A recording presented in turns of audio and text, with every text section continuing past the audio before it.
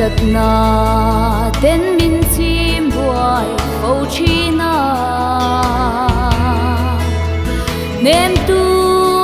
tur ka vai ka tong ve si lo olal ba min nem la min shuai ze lang che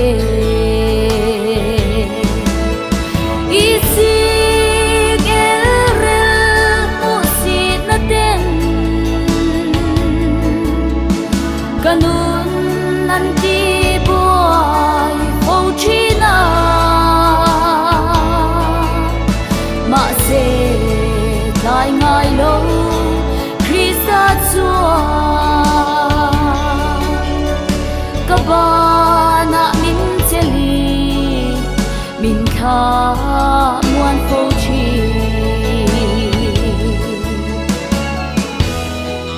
he ko ve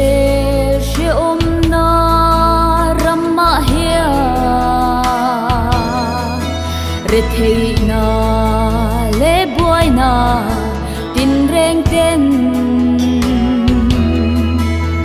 min hual reng chi ni min kian san ngai lo nun chau le be dong ni luai khi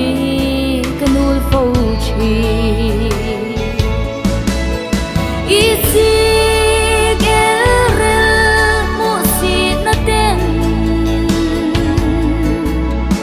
kanun nanti boy ho china ma se tai ngai lo Krista chua ka ba na min cheli min kha muan ho chi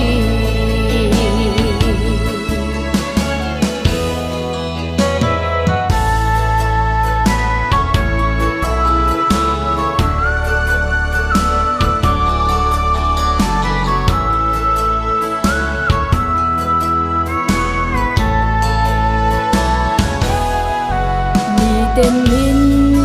se li min bay chin ma se malam pan